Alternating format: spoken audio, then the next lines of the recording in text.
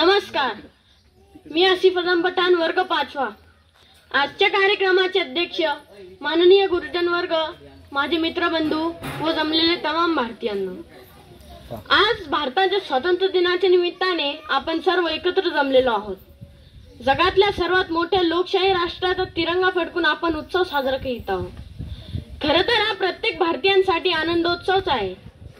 मला आज 14 ऑगस्ट 1947 च्या मध्यरात्री नेहरूंचे वाक्य आठवत आहे, जेव्हा जग चिरनेत्रे झोपलेले असेल तेव्हा भारतात स्वातंत्र्याची पहाट होईल आणि तेव्हापासून आपण एक यशस्वी लोकशाही राष्ट्र निर्माण केले आहे।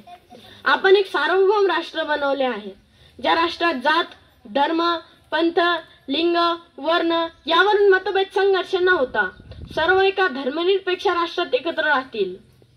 आज स्वातंत्र्य दिनी जर भारताने सगळ्यात मोठी कमाई आणि उपलब्धता कोणती मिळवलेली आहे तर ती आहे की स्वातंत्र्याच्या 75 वर्षात राखलेला सामाजिक सलोखा आणि त्याबरोबरच सर्वांना दिलेले हक्क अधिकार हे आपले सर्वात मोठे यश आहे।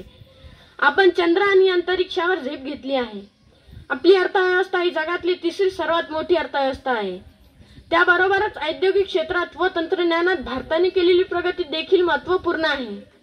पण हे आपण सगळ्या अभिमानाने सांगतो आणि ते सांगायलाही हवे। जो आज भारत घडत आहे त्याचे सर्व श्रेय बलिदान केलेल्या सर्व क्रांतिकारी भारतीयांना समर्पित केले पाहिजे।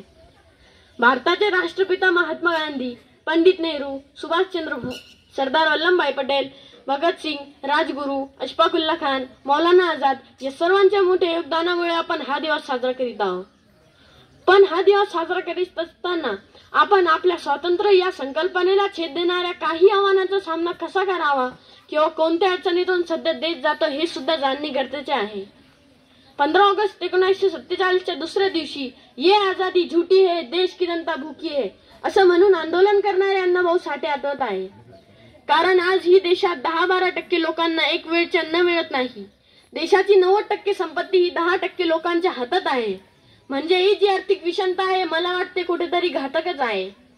अजूनही कृषीप्रधान म्हणवणाऱ्या आपल्या देशात शेतकरी आत्महत्या का करतो या प्रश्नाचं उत्तर मला मिळालेलं नाही।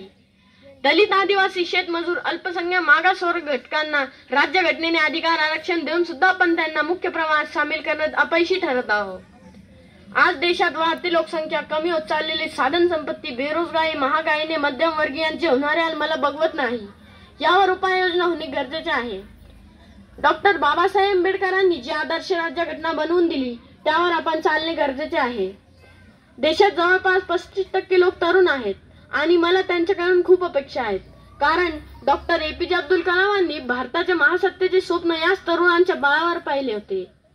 भारताला पुन्हा विश्वगुरू बनवायचे असेल तर आधी शिक्षण आणि नंतर देश यावर तरुणांनी लक्ष दिले तर नक्की एक दिवशी भारत जगातल्या सर्वोच्च शिखरावर असेल। धन्यवाद।